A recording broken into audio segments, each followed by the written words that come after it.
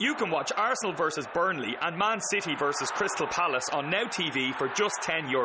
So what's stopping you? Putting up more Christmas decorations? Your house already looks like Santa's grotto. A family party? Your Aunt Mary has seen you 4 times this week already. Don't let anything get in your way. To treat yourself to a Now TV Sky Sports Day Pass and watch the games that matter to you for just €10, search Now TV Football today. Content streamed by internet. Full terms at nowtv.com. Hey, this is James Arnold Taylor, voice actor, the voice of Yabba Dabba Doo, Fred Flintstone, Johnny Test, who's 11 years old and totally awesome, Ratchet from Ratchet and Clank, Tidus from Final Fantasy X, oh yes, and of course, Obi-Wan Kenobi. It wouldn't be Coffee with Kenobi without yours truly. The Force is strong here indeed. Previously on Coffee with Kenobi.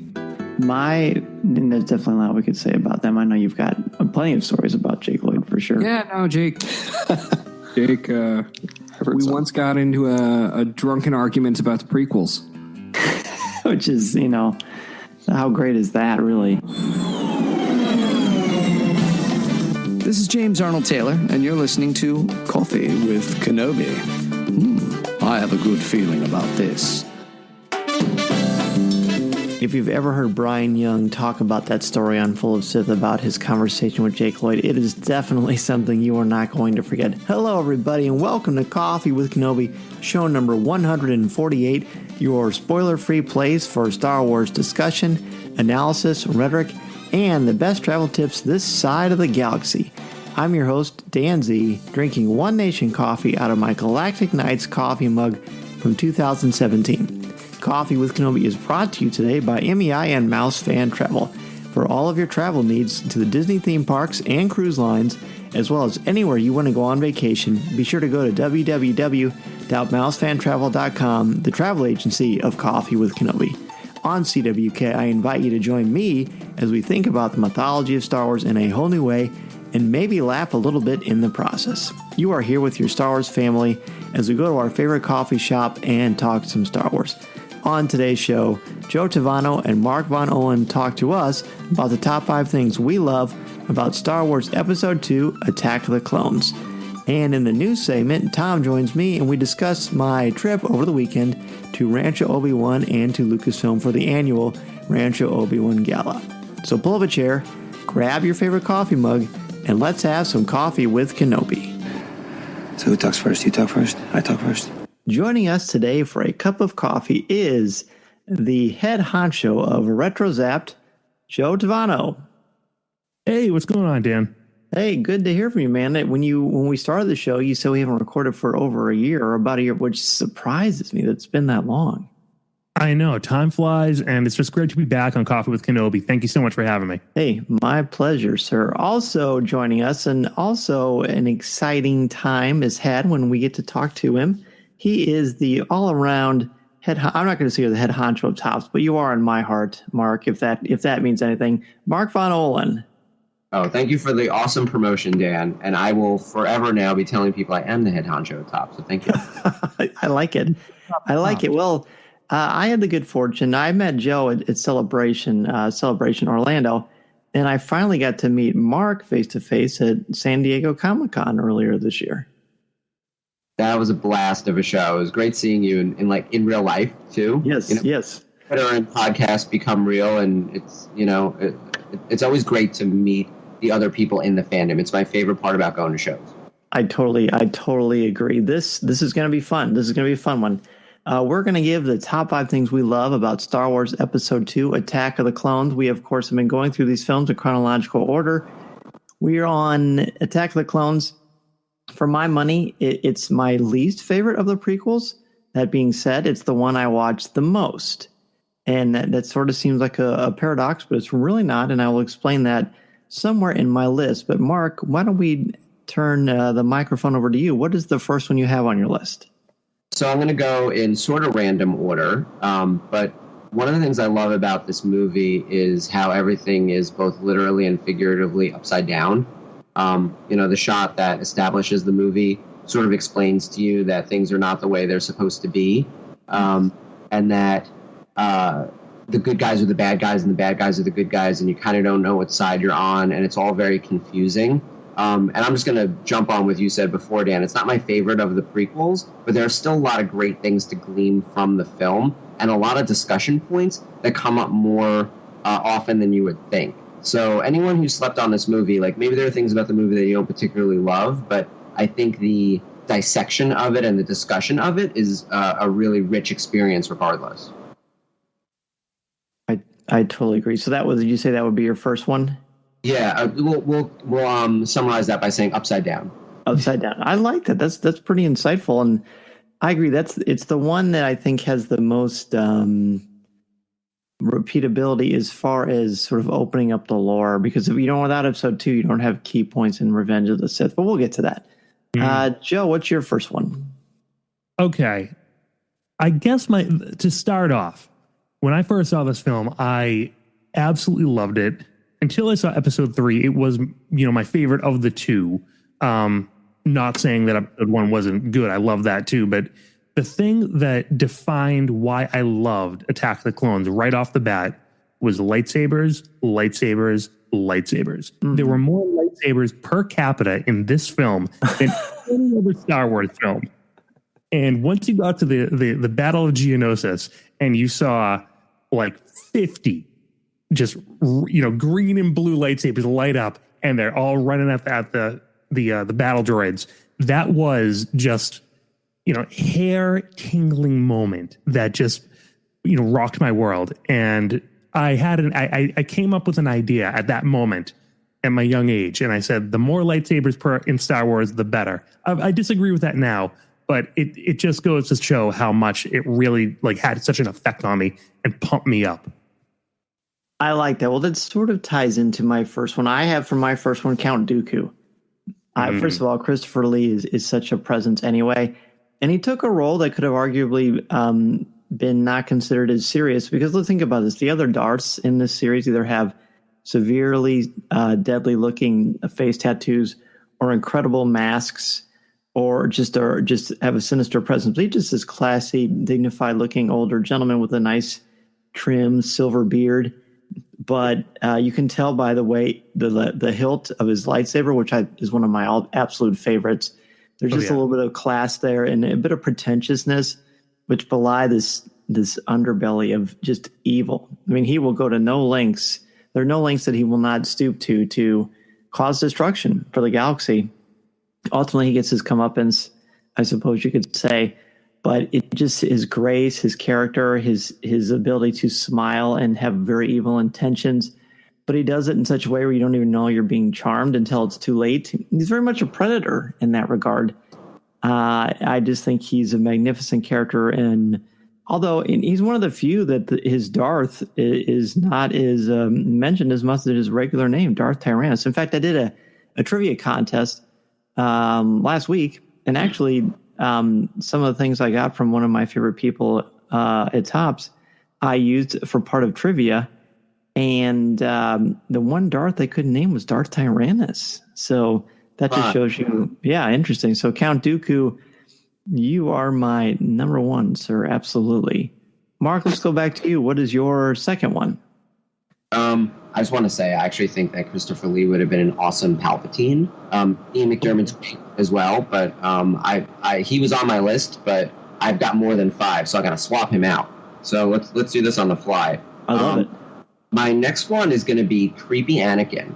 So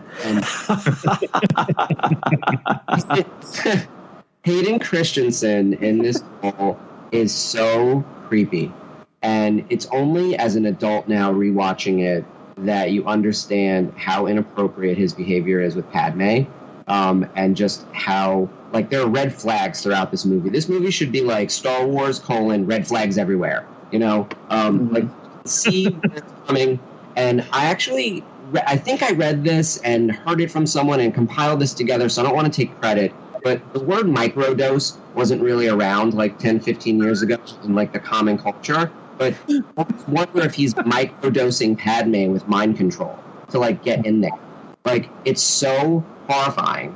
And that is one of the things that really works about the movie, because he becomes Darth Vader and you see them go down this horrible path. And the whole time you're screaming at it like a horror movie, like, stop, just run. If she just goes away, or if she figures out how to escape him, or he just didn't get introduced to her or something, like, everything would be fine. But, like, that whole experience is the thing that I think actually pushes the film forward. Their love story is not a love story. It's a horror story. Yeah, Anakin, I mean, this is a guy who went from being 10 years old and seeing basically a woman for the first time in his life, other than his mother, that had any sort of interest in him. And he became fixated and obsessed on this woman. And it's really not unlike a first love. I mean, to a degree, when you're a very immature person. Sure. And I mean, of course, he takes it, I don't remember the word Mark just used, but that was totally right. Yeah. And he just had absolutely no social experience in the realm of romance and how to deal with the feelings he was experiencing. And no one really helped him out with that either. And it's just, a tragedy waiting to happen from a relationship standpoint. Totally hard. Not everyone was as suave as a young Joe Tavano or a young Mark Von Ohlen. I was not suave. I'm still not. I'm sure Kenobi had no problems. He had the Duchess Satine. He was doing okay. And, I don't think he really was able to impart a lot of wisdom upon Anakin, who knows? Well, he also wasn't aware, at least theoretically. Sure. Yeah, absolutely. They're also, you guys remember, they're in a religion that I think we from the outside, honestly, if we were there, would describe as a cult. They're not allowed to have partners, so it's the kind of thing where they just don't know how to behave. And his dark side just like took over and was like, I want this thing. It's very objectifying. Yep. It's all very creepy. I think it's actually my number one thing I love about the movie. As I'm thinking, if we were actually doing this in like a rank order, I'd probably put this one at the top. Okay, so then we may come back to that. Joe, what's your next one? I got to say one last thing on that. I mean, I think it's a really good point, Mark. And I always think of this movie with when they discuss the rules of the Jedi and the rules of attachment and love, and they're edicts without purpose at this point in the Jedi's lifespan. And I think that's the major dissonance, because if Anakin was allowed to pursue his feelings and love, as Luke was later, maybe things would have been okay, in the galaxy at large. Maybe the Jedi wouldn't have been closed off. But to move on. Yeah. The second point is that Count Dooku told the entire truth to Obi-Wan Kenobi. And it's such an amazing scene when he does so. And you can read it and read it and read it again and think about it and wonder if he's trying to play a ruse on Kenobi, or if Dooku's looking for a way out at this point, that he might have been trapped by Sidious and maybe had said, okay, this is my last ditch effort to escape maybe a bad deal I got into. You notice in episode 2 that Dooku doesn't have the Sith eyes. He's still very well put together. He doesn't have the disfigurements of a Sith Lord. He's very fledgling in his dark, as it were. So you have to wonder, was this his last ditch effort? Because then you see in the Clone Wars, he got the Sith eyes. He's full-fledged evil, and he's really wreaking havoc. And it just seems like in episode 2, he's taken that first step from political leader into something much deeper that maybe wasn't all it's cracked up to be. Yeah, that's a very that's the thing I've heard often, where people, they say he knows Sith or Duke could tell the whole truth, and he does, but that doesn't justify, because the way he frames it, it's still manipulative. It's still not completely truthful because of the way that he approaches it. Do you know what I mean? I do. Now, it's still the intent to manipulate into beguile. So what if Kenobi was like, Dooku says, what if I told you that the Senate has been corrupted by a Sith Lord, or something to that effect, not verbatim. And Kenobi was like, really? Tell me more. I'd love to learn more about this. And what if that conversation just went a whole different way? And he said, I wish Qui-Gon were here. He would be able to help me now. And Kenobi is this very hard line. He's like, Qui-Gon Jinn would never even listen to you. He would never join you. And it was Kenobi put up the wall. And once Kenobi put up that wall, Dooku was like, well, it made, he just went into his snarkiness. And it just felt very manipulative at that point. Yeah. I think there was a reach out there, and I love how the subtlety of it because you could read it both ways. But you really think it was sincere? Like, I guess I never in my heart of hearts thought that Dooku truly believed Obi-Wan was going to fall for that. Did you believe that, Mark? I hadn't thought about that particular scene, but everything in this movie, and it's actually another bullet on my list. What I love about it is how it's like a masterclass in manipulation. Yeah, mostly by Palpatine. But Dooku does it too. This wouldn't surprise me. I had never read into that, so now I gotta watch this movie again, guys. Come on. I have to.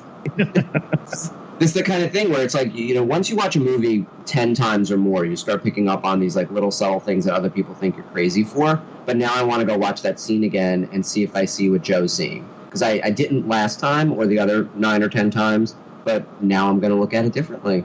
So, which was the reason why I love doing these podcasts. You get to hear stuff like this. That's right. It makes you think about the world in different ways. My second one I have is Obi-Wan's investigation, his journey on Camino. Not when he goes to the diner. That part is a little too real world for me. Just him being in a diner, I don't know. That just sort of threw me. But him going to Camino and his conversations with Jango and Boba and talking to the Kaminoans, I just find that so captivating, so wonderful. You've got that great standoff between himself and Jango, where you get to see a Jedi face off against a bounty hunter for the first time. Really, I mean, I guess it happens in Return of the Jedi, but not to this degree. And it's exciting. The sound effects are wonderful and brilliant when they're outside in the rain, and just Obi-Wan trying to decipher things and figure them out is one of my favorite sequences in that entire film. And definitely a reason why I like Attack of the Clones. So let's go ahead and take our first break. When we come back, we'll give our next 2 things we love about Attack of the Clones. This is Coffee with Kenobi. This is Coffee with Kenobi. Oh, pass the cream, would you?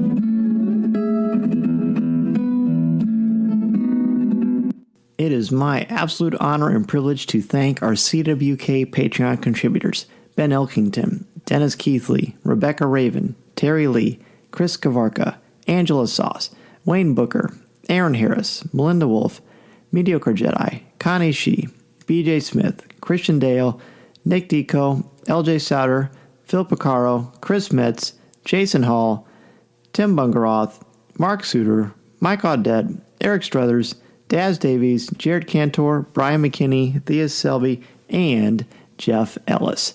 Coffee with Kenobi has an exclusive podcast that is for you, for a member of Coffee with Kenobi's Patreon page, for $5 or more a month. And here is a clip from this week's show.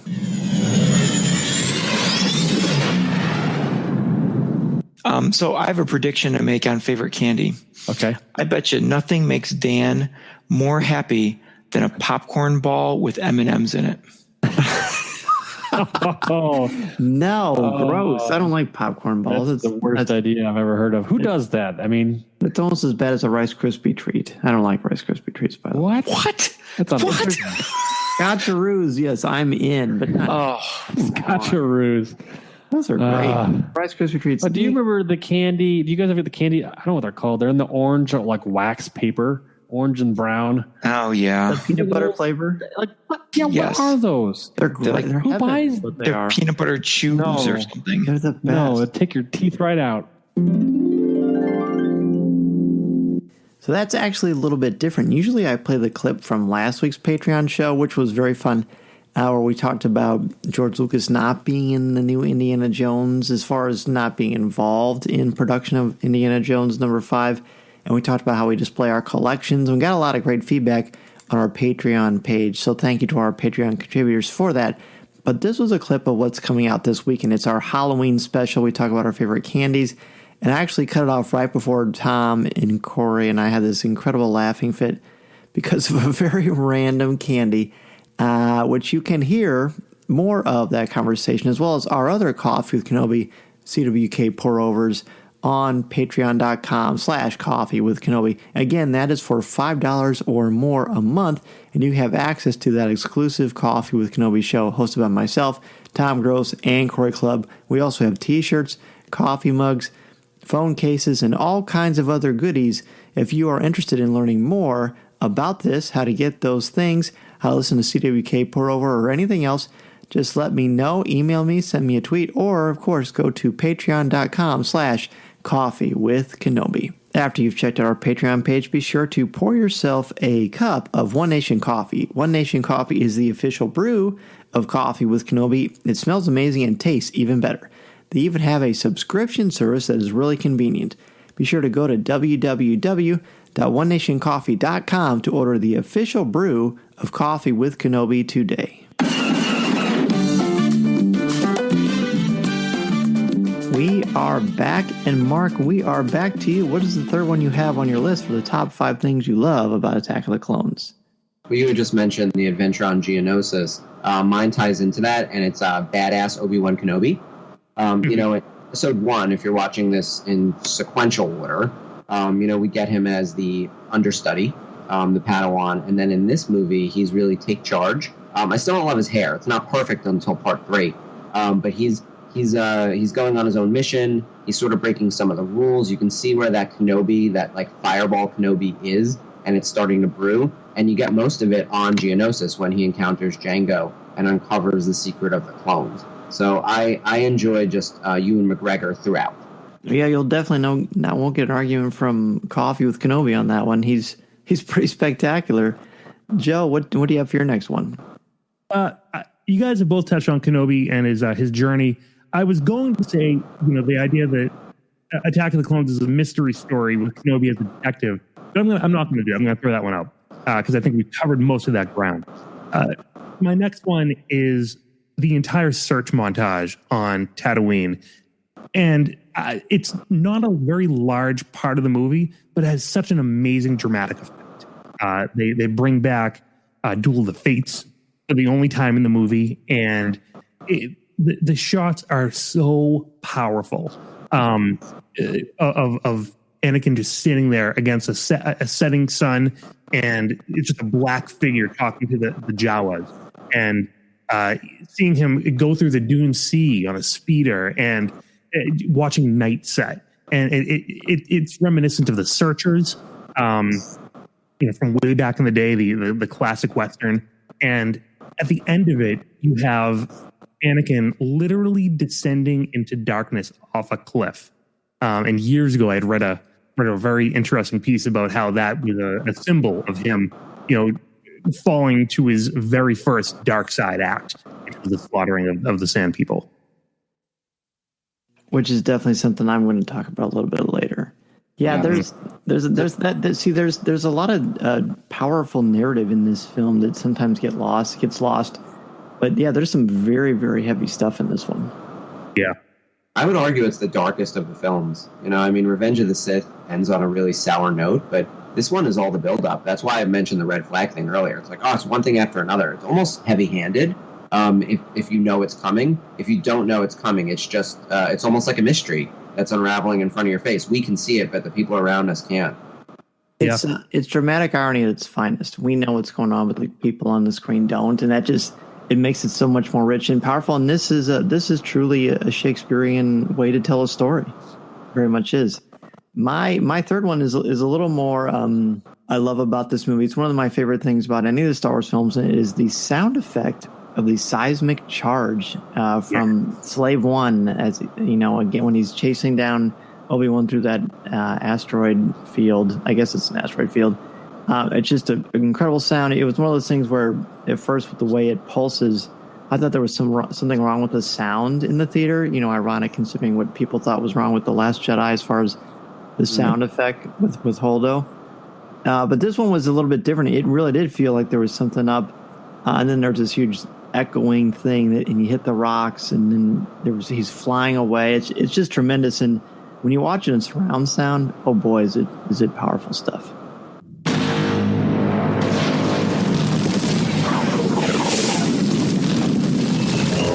Yeah, that's iconic. I can hear it in my head right now. Yeah. It's such amazing sound design. A highlight of that entire movie. Oh, I agree. Mark, what's your next one? So I've been very dark this whole time, so I'm going to throw in my one fun item. All right. And this goes back to what Joe said earlier about lightsabers. I think the mix of Jedi characters in this movie is my favorite compilation of Jedi, whether it be on the Council or at the Battle of Geonosis. You see a little bit of everyone. And I don't know if you know this, Dan, but like my top characters are all weird ones. Like Ahsoka is my number one, along with Leia, but then I love Barriss Offee and Luminara, mostly because of the characters. But they're in this movie, along with Kit Fisto and a whole bunch of other randos and people who are like in Geonosis for like a hot second and then they're dead. And you got to go look them up on Wikipedia because even like big nerds like us, like we forget sometimes, like who's there and what color lightsaber they have and all that stuff. But that's a cool thing that little kids really like, and that's who this movie was made for. Was for kids. So while we've got all this like dark stuff happening for I think the older fans, there's this really great battle at the end with a lot of fun-looking, interesting alien Jedis with lots of multicolored lightsabers. And I think that's kind of the heart of Star Wars in a lot of ways. It should just be a fun fight. That's a fun one, and I agree. Yeah, I agree. And Joe had sort of hinted around to that earlier, but all the Jedi in here, and there's some very interesting ones. And I think kind of the diversity of the Jedi, as far as the different costumes and the different alien species styles, I think they're a little more mature in this one than they are in Episode 1. A little more practical. I mean, you can actually believe that they could duel with a lightsaber and be active, whereas some of the characters in Episode 1 in the Jedi Council necessarily seem like they could be fierce lightsaber opponents. You know what I mean? Yeah, definitely. Yeah. I mean, it's so cool to have all of those Jedi there. It was the closest we've ever seen to the Jedi in their prime, even though it's far past the Jedi Order's prime. But it really was. It gave you an inkling of what a Jedi battle could have truly been like. Yeah, exactly. It really. I mean, we saw a little bit at the beginning of Episode 1, but this is really a little more intense. And more like sort of on an epic, grandiose scale. Joe, are we on your next one? Yes, we are. Okay, let's do it. Yeah, speaking of past their prime, it's literally one line said by Mace Windu that blew my mind, and it's something that no one really talks about much when they talk about the entire prequel trilogy. Mace Windu says, "Our ability to use the Force has been diminished." And the full line is, "I think it's time that we tell the Senate that our ability to use the Force has been diminished." A dirty little secret that not many people realize is that the Jedi literally could not use the Force as well as they had been able to even years prior. And all of the amazing things they did, in the Clone Wars, everything that came afterwards, they were not even able to tap into the Force at a level which they knew they could have in previous years. And that speaks volumes to what happened to the Jedi and just how strong the dark side was in sucking all of the air out of the room, so to speak, and how imbalanced, the power was in that dynamic. There's a lot of metaphor in that statement, and there's a lot to analyze about that. Where, when people said to me, "How long have you been doing the show? What do you guys talk about? Don't you run out of stuff to talk about?" Well, no. I mean, you could take one line, like you just mentioned. You could spend an entire hour podcast or more on it. I mean, I think that's a good example. Let's go. Let's do it. Let's do it. That ties in nicely to what I was saying earlier. Like, it was my very first bullet with the upside down thing. Yeah. They're not the way they seem. The bad guy, what is it? The shroud of the dark side has fallen. No one can see the future. Yoda can't see what's coming. No one can see what's coming, but no one can also see what's directly in front of their stupid faces. It's so... It's true. There's the hashtag for the show. Oh my God. I hope use that as a pull quote to promote the show. I like it. That guy from Tops is so angry. And we love it. That's right. That's right. I love it. Okay, so my fourth one is Yoda's lightsaber prowess. This is the scene, guys. I mean, I know that they showed this clip, I believe, at Celebration 2, if I'm not mistaken, but it's sort of in one of the panels. But the moment, and I was of course, to no one's surprise who's ever heard this show before, I was very anti-spoiler before episode 2. I was almost militant about it. I was stayed off of everything. I was sure that when I was around Star Wars fans, I didn't bring up that I was a Star Wars fan. I was just really worried about anything being ruined. So in that moment at the end of episode 2, when Yoda walks out very calmly with his cane and people start to clap, I remember getting this chill thinking, oh my gosh, what is he going to do? What's going to happen? And then when Count Dooku says this contest is going to be determined by basically our skills with lightsaber, and he opens up his cloak and the hilt floats to his hand and he turns it on and he starts to flip. I clapped and cheered like I was at Game 7 of the World Series, and I hooted and hollered like I'd never done in a movie theater before. And it was such a refreshing, empowering feeling to see Yoda doing that, this hero of ours since 1980, to see not only was he using a lightsaber, but using it in a way that we'd never ever seen before or since. And it was just electric. I had goosebumps. The only thing that's ever come close to that for me was when Hulk smashes Loki in the end of the first Avengers movie. But this was the one, man. This did it for me. This was an incredible, incredible moment. You got to remember, too, this is the first time we ever saw Yoda as a CG character. That's right. Before that, all puppets. They were never able to do much of anything with Yoda in terms of physical movement. So they went broke, and it was unbelievable. And it was, talk about risky too, Mark, don't you think? Because let's face it, the special effects weren't 100% perfect on this. You have lost your audience for a long, long time. Mm-hmm. I think that's true of puppetry too, though. So it was super risky in the 80s with the puppets. It was very risky with the CGI in the early aughts. And I think that because you have Frank Oz involved as both the voice, and then in the 80s it was the hands, you're protected, you're safe. Luckily, there's also a lot of latent love for Yoda that built up over years, and people were waiting for that. People were waiting for Yoda to open his lightsaber and kick some butt, and he delivered. That's why I think it's even more risky. I don't mean to interrupt you, but that's why I think it was even more risky, because there's so much built-in Yoda love. But if they do it right, I mean, you guys may not be aware of this, but there's a lot of criticism of The Last Jedi from a select few. So people get pretty upset when they think something that sacrosanct is not done the way they think it should be. And boy, did they hit a home run here. Yeah, I would agree that Yoda fight was done correctly. So it should get the praise that it otherwise doesn't get. I don't even want to talk about The Last Jedi because there'll be so much anger and whatnot. I love that movie, by the way. I want to put that on record out there again that I love that movie. Oh, right on. Like what they do. So I'll probably say that I think it's a work of absolute 100% genius. I think it's brilliant. I think it's massively brilliant. Yeah, it's a master. It really is a masterpiece. I agree. All right, go ahead. I was just going to say 10 years from now, everyone will be saying how great it is. Oh, yeah. And I'm a bandwagoner. I'm a licensee. I'm that guy. Like, I'll let you know what I think is working, what's not working, and the things that I don't love, I won't really talk about too much. But Last Jedi, I'm in. Well, okay, so what I was going to say is, I said this at San Diego Comic-Con. I'm going to say it again. Mark Von Ohlen needs a podcast. You need a podcast, dude. You're great. You're great at this stuff. I love it. So let's go ahead and take a break.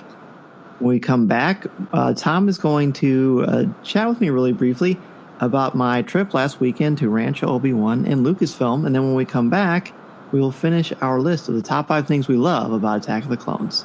This is Coffee with Kenobi. Greetings. This is Obi-Wan Kenobi, and you're listening to Coffee with Kenobi.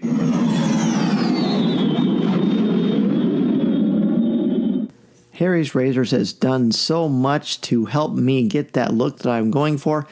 As you've probably seen on Coffee with Kenobi's Twitter and Instagram when I was at Rancho Obi-Wan and Lucasfilm over the weekend, I've got my beard a little early for No Shave November, but I just, once it gets fall for me, I get that itch to grow that beard. But I still don't want to have a neck beard. I still want to have, my beard to look groomed and nice. And Harry's razors helps with that because you've got an awesome close shave with the razor.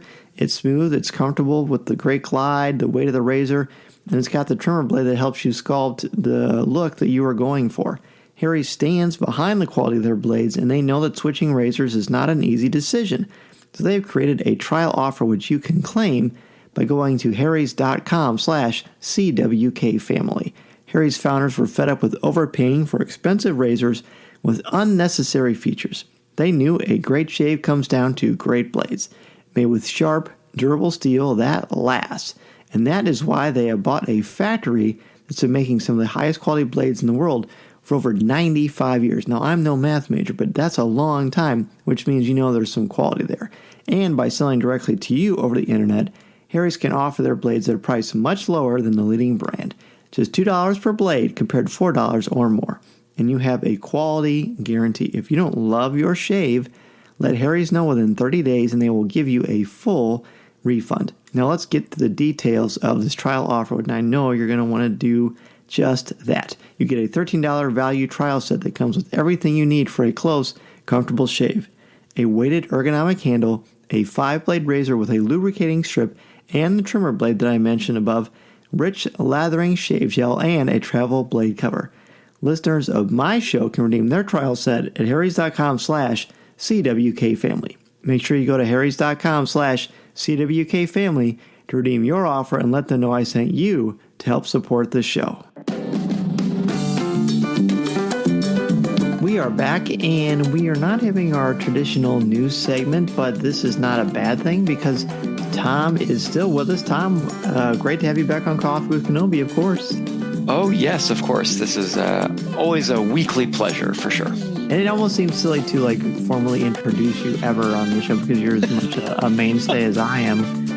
But this is great because you and I, is the Coffee with Kenobi tradition, is we have not gotten to chat about my most recent visit to Rancho Obi-Wan and everything that happened over that weekend. So I'm looking forward to chatting with you about this. Yeah, well, I'm especially excited because, I was with you last year.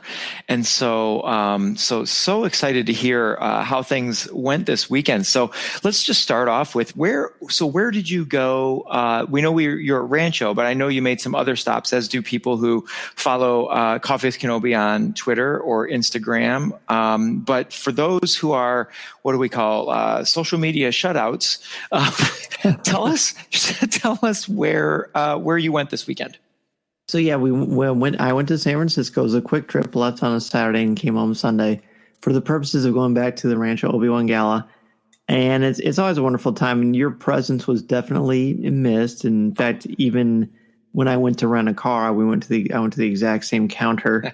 I never purposely planned to pick the same company, but I typically end up doing so apparently. And but the line to get the rental car itself was about 30 people deep, if you can picture that. So it took quite a while. I actually had to get my car from a kiosk. You remember those kiosks where you talk on the phone and it's like kind of a Jetsons thing? Yeah. So got it, and I had gotten a mini SUV. I got a really good deal on it, and then they said, hey, can we upgrade you to a full-size SUV for no charge? I said, sure. Well, gas is much more expensive on one of those, so maybe I should have thought about that, but actually ended up being fine. I drove all over Creation, and the needle barely moved on the thing. So it was fun. I had plenty of room.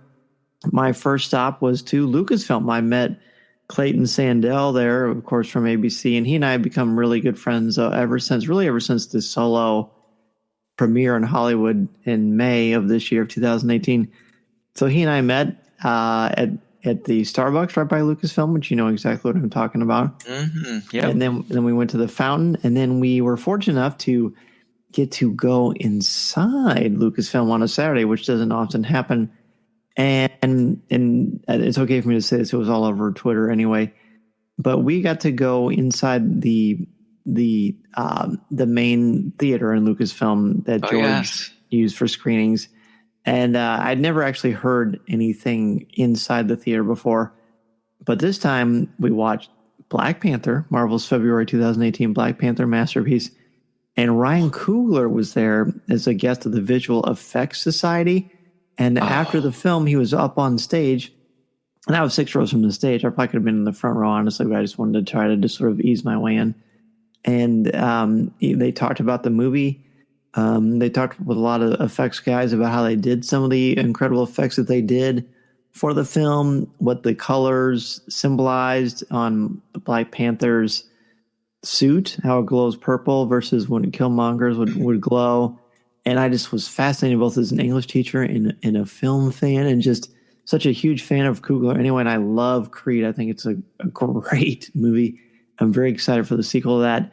So that was a huge bonus thrill that I did not expect. And it was a marvelous experience. And the surround sound in that theater, Tom, is unbelievable. Like, imagine the best surround sound you've ever heard and multiply that by infinity, and that's what it sounds like. So that thump you heard about 3 minutes ago was my jaw hitting the floor. Now, let me get this straight. You happened upon a screening of Black Panther in Lucasfilm's theater. Well, yeah, we were invited. We knew some folks from there that saw us and said, "Hey, what are you guys doing here? Do you want to come in and see this?" So yeah, in a way, yeah, we just happened to be at the right place at the right time. Oh my gosh. Well, we know from a pour over a few, it's been weeks now, I suppose.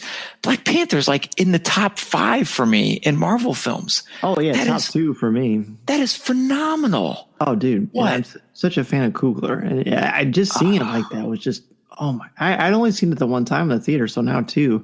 That just gives me goosebumps in that theater. Now, I was with you prior to that, in not, I've never heard anything in there other than we went in, and you can feel the acoustics when you speak in there. But I can only imagine a full-fledged surround sound, film going in there. That must just be amazing, amazing. Okay, so geez, there's your trip right there. But that's not all.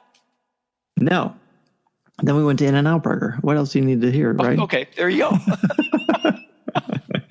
No, we did that. We ate that, and then Clayton and I went, and we went to the gala together, Rancho Obi-Wan Gala. And we actually were running a little bit late because we spent more time at In-N-Out Burger than I think either of us realized. But it was as you remember, the weather was a little bit nicer than it was the year before, but there were a ton of people that we got to speak with. And I'm not sure what you want to ask me, but I'm happy to answer any questions you have, or I could just wax on and on. Well, that you led me right to my next question was, who did you get to hang out with when you were at Rancho? So there are always a lot of people there. My biggest regret, and I hope you're listening to this, Jeff, is Jeff Ellis, one of our Coffee with Kenobi Patreon contributors. He had emailed me in advance and told me that he was going to be there. I was very excited to meet him. And for whatever reason, you know how it is. There's a lot going on. There's a lot to see. He and I never actually got to meet there. So, and he and I have emailed back and forth since the gala. So, Jeff, I really look forward to eventually getting to shake your hand. And Jeff is going to be a guest co-host one of these days on Coffee with Kenobi. So that's good. So, unfortunately, he is not among the people that I got to say I spoke with, but very soon. So when Clayton and I first walked in, we walked into the library. The coolest part to me. Well, fantastic. One of the coolest parts of the entire thing. And right off the bat, I walk in and I see Pablo Hidalgo and Justin Bolger and Kristen Baver.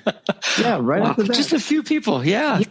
And it was great because I've talked to Pablo in person before, but not as long as we did. He and I talked for probably 20, 25 minutes in the library about G.I. Joe, about Transformers. Of course, we talked about Star Wars and the books.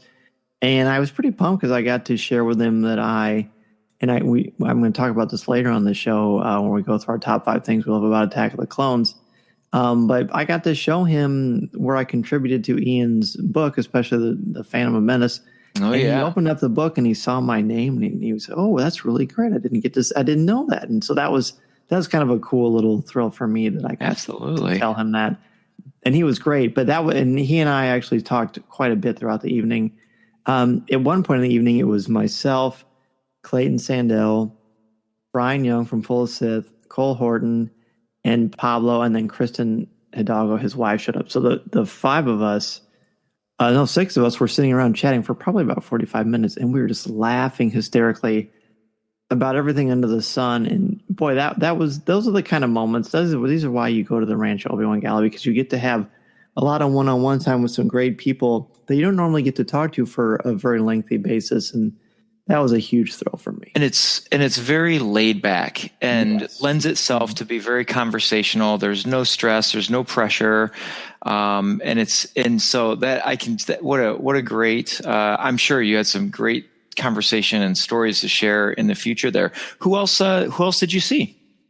So I also, of course, got to talk to Matt Martin for a while, which is always great. He's one of my favorite people that I've ever met since I started the Star Wars journey. Holly Fry from Flow Sith, who's, you've met her before too. She's effervescent and so funny. And I love talking with her, and her husband was there as well. So that was super fun. Anthony Carboni was there. I'd never seen him at the gala before. Is that right? Oh. Yeah. It is cool. He's great. I think he was there with his wife, and they were pretty cool. I didn't talk to him too long because I didn't want to bug him, but I've met him a couple times. So we got to chat very, very briefly. Martin Keeler was there from Fantha Tracks, and I got to talk with him and his wife, and they came up and introduced themselves. And boy, talk about a great guy. I mean, all the guys from Fantha Tracks are always so gregarious and charming, which is great. I got to talk with Marcus Doring, of course, from the 501st. Not as long as I would have liked, but we did get to chat a little bit. And then Pete Vilmer from Lucasfilm was there. He's the director of fan relations, and he does some PR stuff too. And so he and I had a really awesome conversation. Got some great stuff. Just being able to chat with him and just sort of catch up with one another. And then something amazing happened. The auction was about to start. At Rancho Obi-Wan, the gala.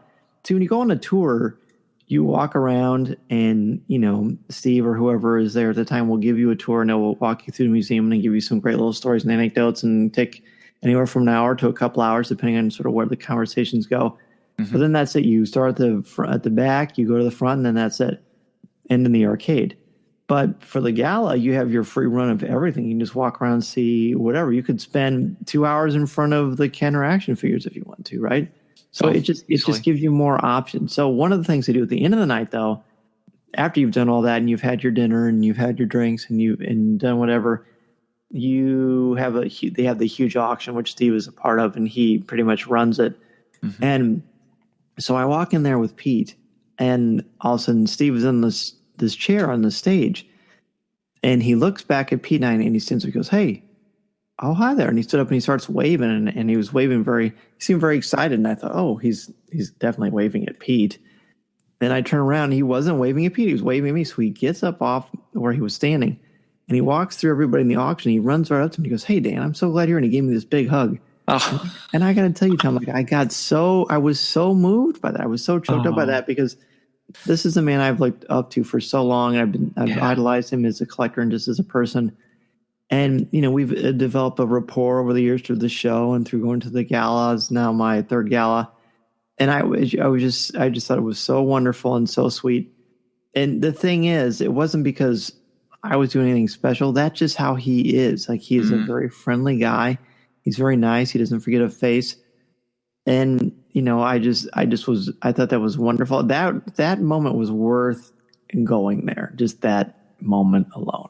Absolutely. He's so well known for his collection. I mean, of course, his work with Lucasfilm, but his collection and work he does at Rancho. But the thing that you don't see is how approachable he is. And I will always remember that even last year, I saw the recognition he saw in you, but then I met him for the first time right in the threshold as we entered and going up the stairs there by his office. Yeah. And then I remember later on, we were outside by the sand crawler and the land speeder there. Mm-hmm. And he just walked right over to me like he knew me for years, and just said, "Are you having a good time? And it's so good that you're here. And I just felt so welcomed by him. So that's so great to hear. And that recognition and just, he's so graceful. I is fantastic. So I am curious, and this may be a really hard question to answer, because I know when I walked into Rancho last year, it was so overwhelming and just happy. just so happy to see all of that stuff. So I have to ask, and maybe you'll have no answer to this, but what's new at Rancho? No, I found myself saying constantly when I was walking around, "Oh, that's new. Oh, that's new. Oh, that's new. Cool. Oh, this is over here now." They just moved everything around. The BB-8 collection has moved. There's a lot more Porg stuff.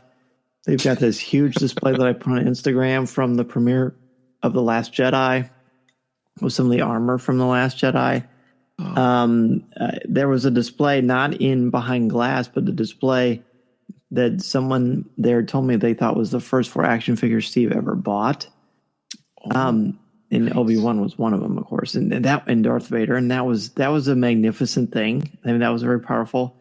The video games have changed around a little bit, and he's got some like slot machines in there now that I don't remember seeing last time. Do you remember seeing them? No, I don't remember seeing slot machines. I was so overwhelmed by the pinball, though. I love pinball. Yeah, the pinball has been moved too, but it's still there. And I made sure to play the original Star Wars arcade game and blow up the Death Star because you have to do that when you're at Rancho Obi-Wan. That's kind of the thing.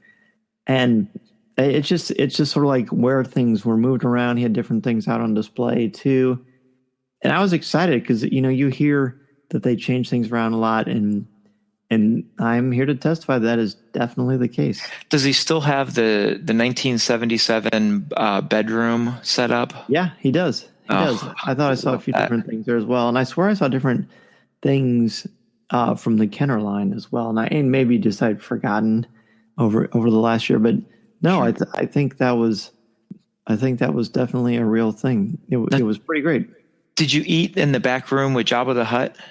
Back there, I didn't eat there. I actually ate in that. There was a big tent that's a heated tent. Oh, okay. And because we were kind of late to the party, most people had already eaten by the time we'd gotten there.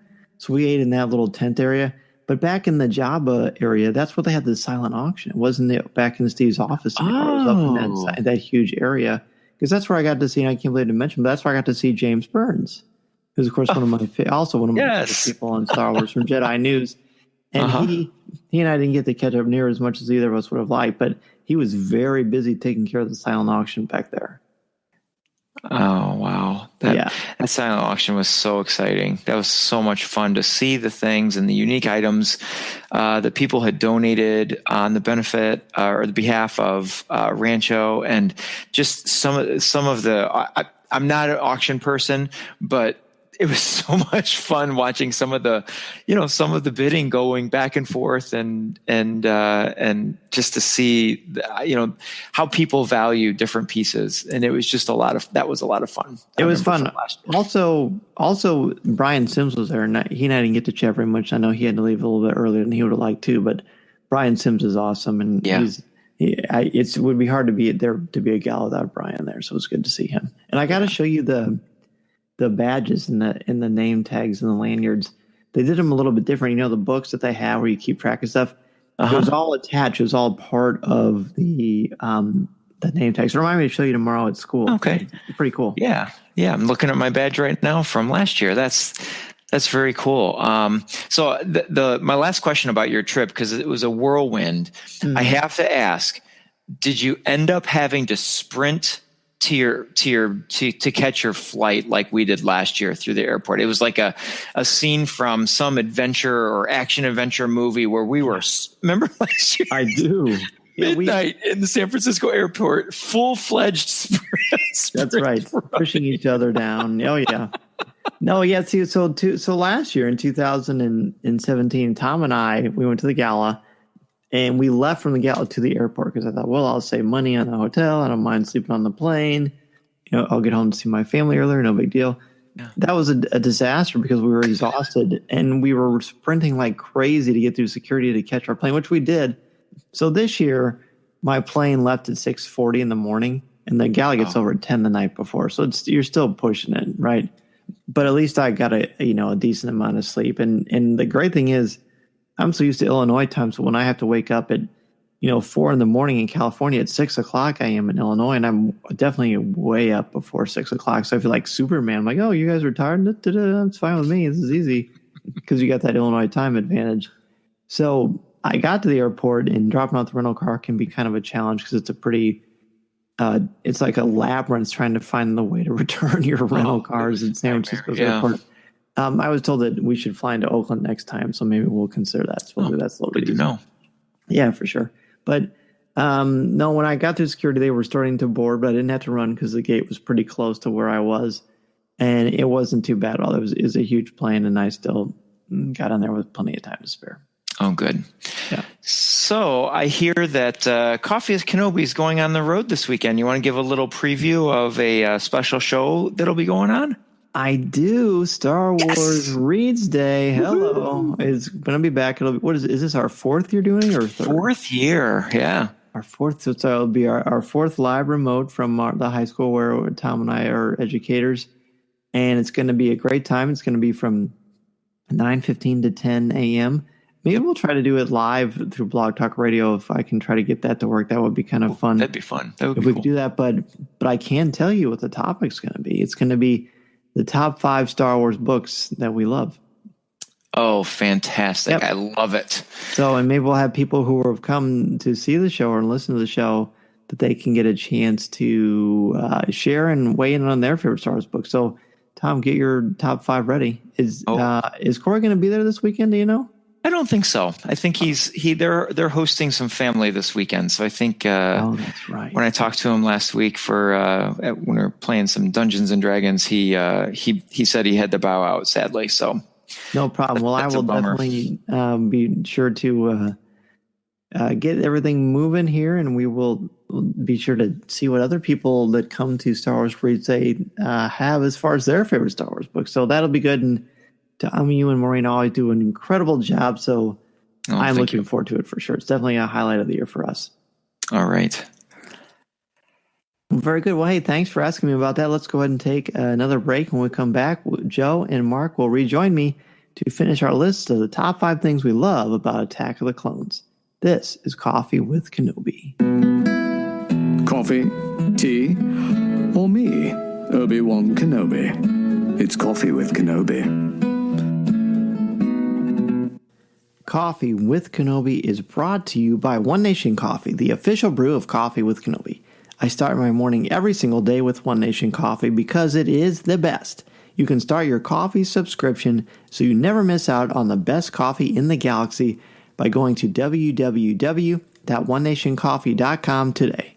Plus, enter the code Kenobi10, KENOBI10, all one word, to set up a coffee subscription and save 10% off your first order. I mentioned at the top of the show, and it is worth repeating, MEI and Mouse Fan Travel is the way to go for all of your travel needs.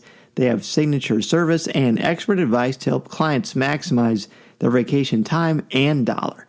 They help your family enjoy everything the Disney theme parks and the cruise line have to offer, help plan every detail, and share invaluable tips. And it's not just for the Disney World and Disneyland theme parks. It's also for anywhere you want to go on your vacation. They have been there. They know the best way to get around, the best restaurants, all of it. They are so helpful, and they can get you the best price too. Be sure to go to www.mousefantravel.com today and let them know Coffee with Kenobi sent you. We're back, and we have one left on our list of the top 5 things we love about Attack of the Clones. We do have a couple of honorable mentions. At least I have a couple. I'm not sure how many you two gents have, but we will get to that. Mark, what is the last one you have on your list? Oh boy. My whole list was really dark, except for that last one, which was fun. I'm going back to dark on this one. So I think that the movie, the reason we're still talking about it this many years later, is that it's this big indictment on religion and politics and war, and presents us with a lot of questions on what is your role as those 3 things intersect. So someone like an Obi-Wan Kenobi or a Yoda, the Jedi Council, they're a very organized religion, maybe a cult, who is tasked with being the peacekeepers of the universe, and then they are thrust into war. And what is the correct response? And they're not just thrust into it, they are manipulated into it by the other side. Oddly enough, there's one puppet master putting both sides against each other. So you're left with all these really interesting political things happening in the background while dealing with people who shouldn't really be going to war, and are they going to war for the right reason, and how did they get down there? That's the kind of thing for me where I still come back to that all the time. Like I was mentioning, Mon Mothma being the leader of the rebels is almost hilarious because she's a pacifist, but it gives you a great character to play with because you've got some guardrails, and it gives you a moral perspective. So for me, that's what I take away most from this movie is not so much the answers, but the questions that we're presented with on all of those fronts. And it's why I like talking about this movie more than I even do watching. Yeah, to me, Star Wars is at its best when we have more questions than answers. I completely agree with you. Wow, Mark threw me for a loop there. That was profound and astute, and something that is 100% true, and I perfectly encapsulates what I love about Attack of the Clones, because that sort of complexity is just really it shine. What makes this movie shine? It's also what draws some criticism to the movie, but I think that really is unfounded. So to cap that off, what could I have said? It kind of pales in comparison if I said something like Jawa juice, but or definitely. I think I have to give it a hand to Padme, and I have to give it a hand to the character of Padme and how she was developed from this basically a stationary princess at the beginning in episode 1, kind of a plucky teen who wanted to learn more about the world, and then all of a sudden was revealed to be this leader who took action. It turns out, she had a life in politics. She was a queen for a while, and then she turned out to be a very concerned politician, and had her head really in the right place when it came to where she wanted her relationship with Anakin to go and where her priorities were in terms of the Battle of Geonosis, and just at every point in the movie, Padme seems to be on top of things, as Obi-Wan would say, and she was the first one even out of the chains in when they were shackled up, and you got to give that lady credit because it was a pretty cool role. Oh yeah, this is probably her strongest performance in the prequels as far as having the most to do on screen. I think that gives her the most. She's the most well-rounded in this one. This was a good deal. And I think it shows a disparity between Anakin and Padme, she just seems much more mature than Anakin, and that just shines through. And the dynamic is there in every single scene. It's funny you mentioned the maturity thing, because one of the things I think that makes the relationship between them so creepy is that he was 10 years old, in the part 1, and yet his maturity has not matured, and yet she is now a senator and, traveling the galaxy and doing all these incredible things, and he's like, I still love you, lady I barely know. And I was like, oh my God. It could have still been Jake playing that role, like just aged up, like however many years that would have been in between, like 3 years. He is wildly more immature than she is. She's demonstrated all this growth, and he didn't. And I think that's what almost made his turn to the dark side that much easier. His brain is like not developed. Yeah, it's true. And when you're being told to suppress basic human emotions and the needs like compassion and empathy, that can tend to cause problems. Although, it didn't seem to cause problems for some of the other Jedi, but I guess that's a podcast, I guess, for another time. He was a demigod, right? What's that? Anakin was, half born of the Force, so there's something about being the chosen one. I think that maybe his emotions ran a little hot. My last one, for my money, probably the most powerful narrative moment in the film.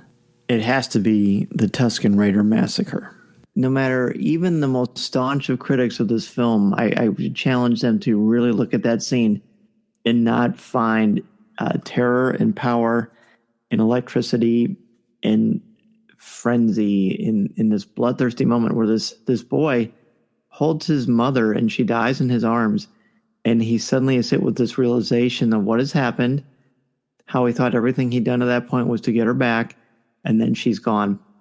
And he's filled with more power than he's ever felt in his life, and more rage, and his moral compass is vanquished in that moment, perhaps forever, or at least until Return of the Jedi, really. And it's a psychological crowning achievement by George Lucas to capture the emotion of this, and the way that John Williams escalates the tension through those strings and the music. It is a moment that every time I watch, I am filled with dread and goosebumps, and I think, this is why I love narrative. This is why I love Star Wars. There is so much power in this moment, and it is basically like kicking down the door, blasting the door open, and saying, Darth Vader is coming, and you need to be extremely afraid because he will have no mercy. It's amazing. It is the reddest of the red flags. Yes, it is the reddest of the flags. I'm convinced that Palpatine killed Shmi Skywalker precisely at that moment to draw that out of him. I don't think that. I'm so convinced because of what happens at the beginning of Revenge of the Sith when he literally like brings in like diegetic sounds from that moment into Anakin's mind. Like, remember the Sin people, and you hear the background, and I just feel like it was just so manipulated and so orchestrated. But that very moment for her to die, and it just seems so. Everything else, he's orchestrated every single other thing in this trilogy. Why not that? That's kind of like. I think we have a tendency to give him too much credit. He basically capitalizes on moment. I mean, life is messy. Real life is messy. Bad things happen. There are tragic things that happen. There are also wonderful, good, powerful things that happen. But he is so patient that, a healthy person in that moment doesn't massacre and kill everyone. They may get revenge, they may do something, but they don't do that.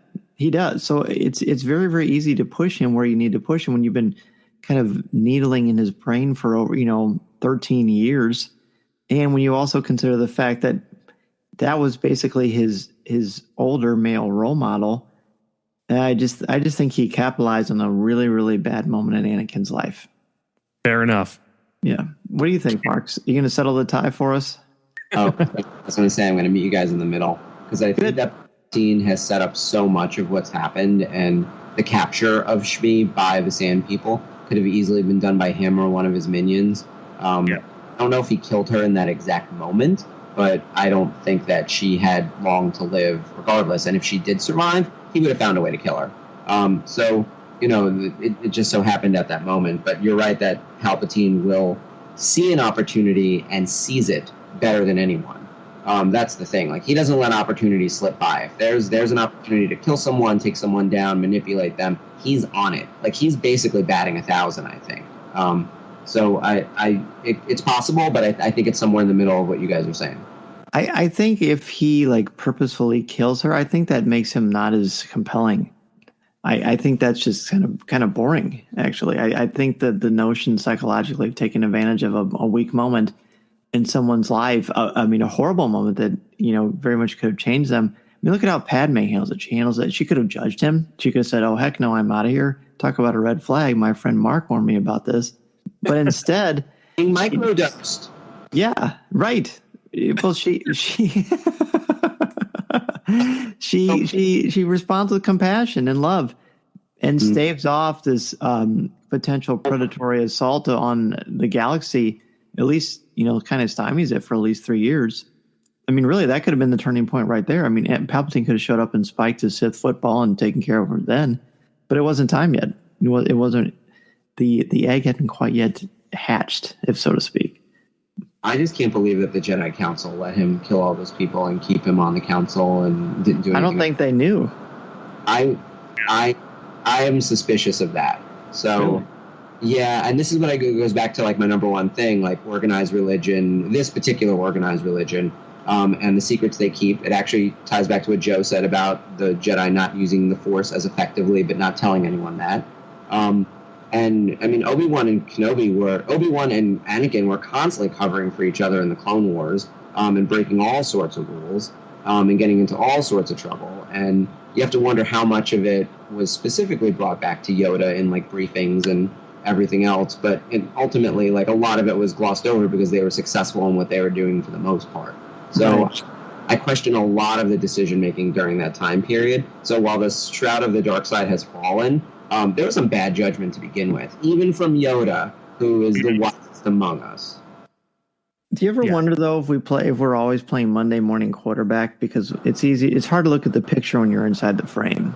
Of course, I'd be the first one to die in any of these situations. I'd have to be like the omniscient narrator, because I'm not surviving this thriller. Like, I think I'm in a comedy and it turns out it's a horror movie. Like, I'm definitely in the wrong thing.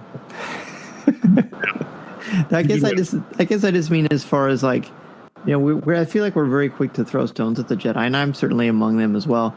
But it's also, you know, when you've got someone of that kind of power to sort of, you know, slowly, like a parasitic force user, just seeping into everything and clouding everything to the point where these good people can't properly use the force, whatever that even means, by the way.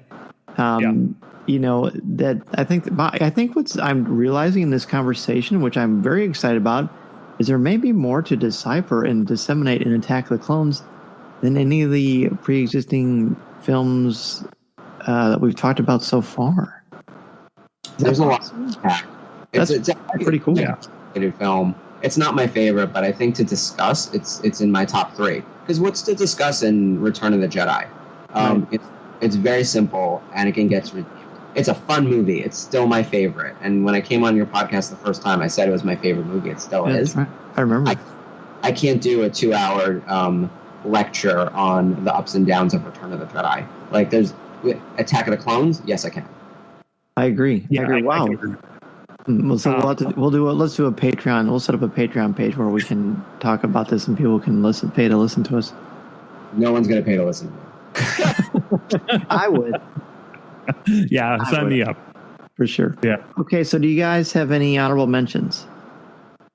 I have one quick one, and it's out of universe. We'll call it behind the scenes. Daniel Logan, who I just love. He is such a good guy. I got to spend a lot of time with him when he was doing a couple of different convention appearances and at Star Wars Celebration last year. He's just the coolest. And if you ever have a chance to go see him at a show, maybe Celebration 19, we don't know. We haven't announced anyone yet, but he was there last year. Do yourself a favor and meet Daniel Logan. He's like the nicest person you'll ever meet. He's a lot of fun. He's just good people. So I can't say enough good things about Daniel. I can't argue with that. Joe, do you have any honorable mentions? Oh my gosh, where do I start? Let's just say the entire city of Coruscant and the tour we get of it at the beginning of the movie. It's pretty cool to actually finally see more than just like a landing platform or one or two buildings, and you really got a good sense of the depth and the height and the scope of just a few districts of the city planet. And I thought it was just such a cool way to do it through a chase. And I love how you go through the different zones of the planet as well, from the business to the industrial to the entertainment. And it's something that you don't see a lot of anymore in movies. I love it. Do you have any more? I was going to say outside of I could go on. Yeah. Yeah. I only have two really. Yeah.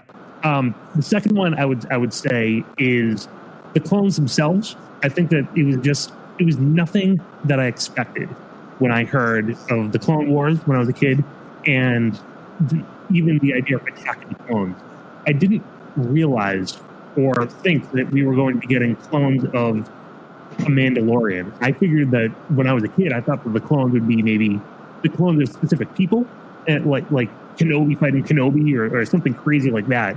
And the scope of what the clones turned out to be, which was a predecessor to the Stormtrooper army, it was mind-blowing. And the end of that movie was the down note of all down notes. When you see that entire army and you know they're going off to war, and you know this isn't ending. This isn't ending anytime soon. They're just all going to morph into Stormtroopers. Yep, it's us being the omniscient narrator or whatever, again, seeing what everyone else can't see. It's such a downer, which is why this movie, in that regard, really holds up. It's so infuriating and sad. And you also can't help but smile because of the strains of the Imperial March triumphantly, bombastically playing. Yeah, it was amazing. Any other honorable mentions? Those are good. Yeah. Wow. I mean, I could go on. Sure. Yeah. I mean, I think the bounty hunters in this movie between Sam Wessel and Jango Fett. I mean, it's such a cool, just cool characters. I loved Sam Wessel quite a bit. The idea of a changeling in Star Wars was very out there sci-fi. You didn't see in the original trilogy at all, and that entire first sequence of trying to assassinate Padme was done just really. It drew you into this mystery, and the opening firing shots, just like a Dashiell Hammett novel, were just really, really compelling. And I think I'll end with that. Good, I love it. Well, I only have 2 honorable mentions. The first one is what you guys just talked about, the end sequence with the March of the Clones on Coruscant. I like the ominous nature again, the dramatic Shakespearean irony of this moment. Palpatine on his ivory tower, basking in what he is creating, and how he's able to basically create 2 armies to wipe each other out, and he just picks up the pieces. He's the ultimate evil, really is. My other one, this is a bit more selfish, so I apologize in advance. But in Ian Desher's, Ian Desher is, of course, the guy who's written the Shakespeare Star Wars books, which I absolutely love. I actually helped Ian write the prequels to these, and in The Clone Army Attacketh, on page 116, he did something really wonderful that I could never possibly pay him for. It's the sequence where Obi-Wan is talking to Dooku, which we talked about earlier in this podcast, and Dooku is trying to basically recruit him a bit haphazardly, because I don't think, in my opinion, that he thinks Obi-Wan's going to fall for it. But an acrostic is when you take the first letter of each line of a poem, and it spells its own word or its own phrase. And he wrote on page 116 an acrostic which reads from line 55 all the way down to line 66. I trust Zare, and I have always been so flattered and humbled by that, and it just makes me really smile. That's awesome. Yeah, thank you. Really cool. Thank you so much. In fact, he autographed it for me at Celebration on that page. And honestly, I didn't even remember which page it was until I saw his autograph. So it's pretty neat. So it was fun to show that to my family. So that is fantastic. But the awesomeness does not stop there, because Mark has some really, really cool things from Topps that I would love, Mark, if you don't mind sharing with our Coffee with Kenobi audience. There's a lot of great stuff from Topps coming up very soon. Oh, yeah, there's always a ton going on. Now, first, if everyone loved the discussion on Attack of the Clones, if you visit StarWarsAuthentics.com, that's our photo and memorabilia business. It's a Topps partnership with Major League Baseball. We've got over 100 official photos from Attack of the Clones, so you can relive some of those big scenes, find some cool photos of Anakin and Padme and Count Dooku and everyone else. We also have autographs from some of the cast members, including Hayden Christensen and Tamora Morrison. And we have an amazing dual autograph from Tamora and Daniel Logan, which is one of my favorites. So we've got a cool selection up there on the website. We also have some really cool trading card products coming out later this year. Star Wars Galaxy is making its return after a long absence. If you're not familiar with Galaxy, this is original artwork done by artists that we commissioned to create new, we'll call them paintings, shrunk down onto trading cards. So we haven't done Galaxy in something like 10 years. And with, the new Disney acquisition of Lucasfilm, it's been a little bit different. Getting that rolling, but now we have all this new content, so that'll be coming out later this year. We also have a high-end set called Star Wars Stellar Signatures coming out later this year, and that includes autographs with Samuel L. Jackson. Only the second time he's ever signed for us, so that's fantastic. And of course, he basically ruled those prequels, and I still wonder if he's alive. I don't know what your thoughts are on Mace Windu still being out there, but no, he's not alive. All right.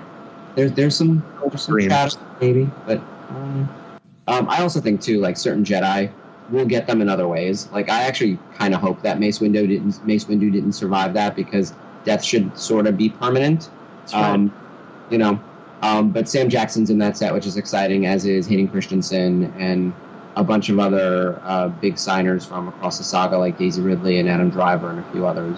And then the biggest exciting stuff, and based on the timing of this show, I don't know exactly when we go live, but Rhode Island Comic-Con is in about a week.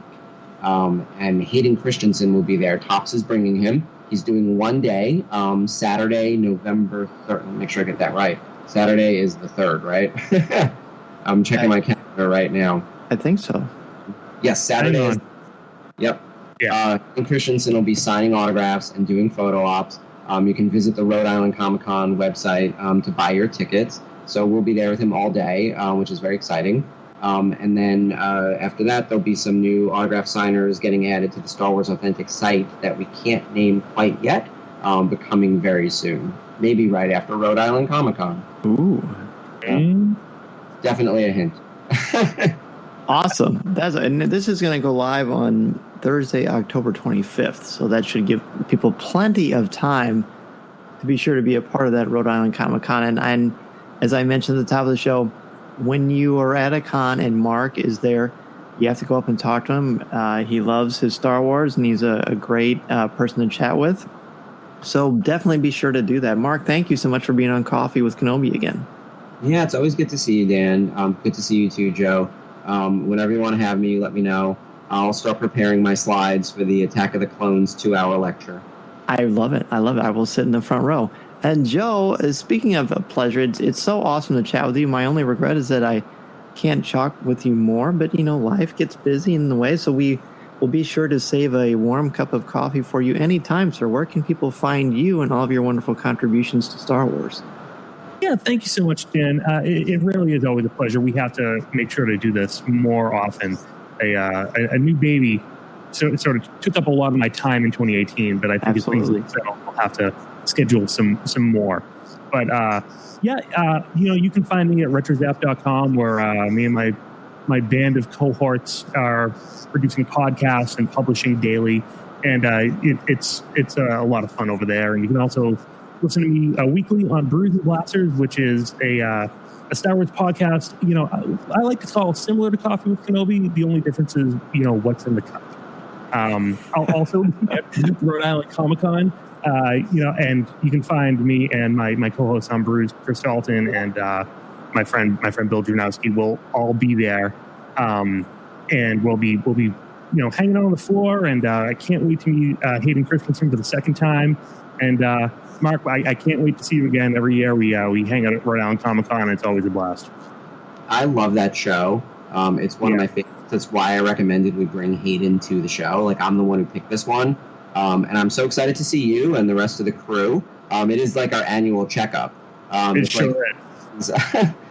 that's what I love about this fandom is there are people I saw in San Diego who I hadn't seen in a year, and the last time I'd seen them was San Diego. New York Comic Con is sort of the same thing. But I'm always on the road, and if you're looking where I am, I'm on Twitter at Darth Von Ohlen. If you guys are going to any conventions or know of any good ones that you think would be fun to attend, let me know. I love meeting all the fans and everyone else who contributes to Star Wars like this. This is the positivity in the fandom that I love. Thank you so much, Mark. It's so great to have both of you on the show. Let's go ahead and take our last break. When we come back, we will close out the show. This is Coffee with Kenobi. Listening to Coffee with Kenobi, you are the podcast you're looking for. This is...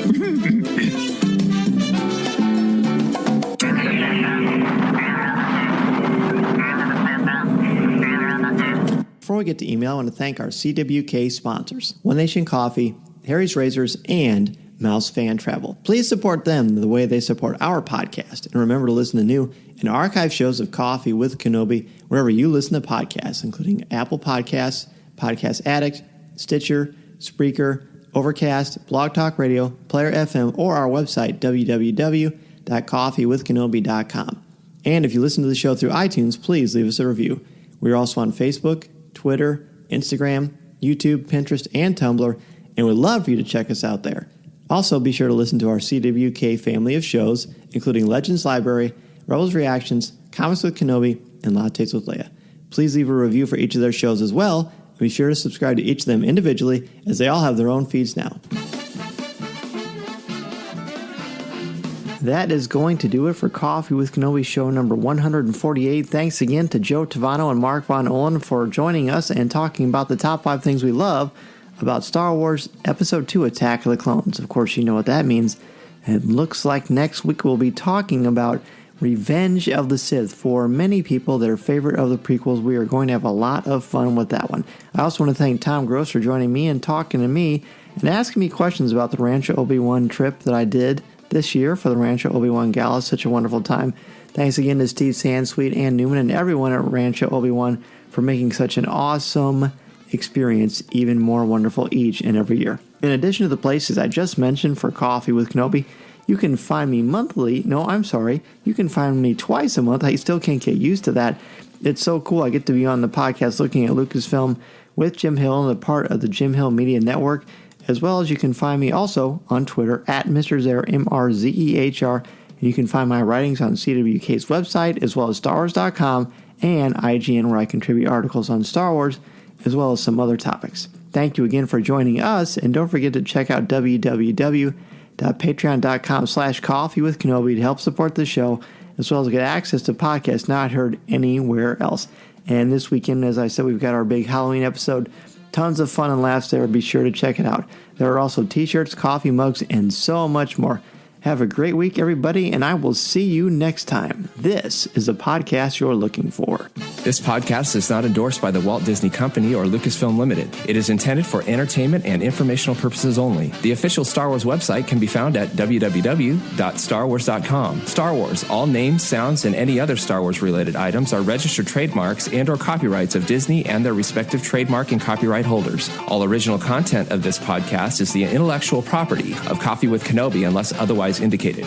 This is the podcast you're looking for. There's no one here. Move along. Move along.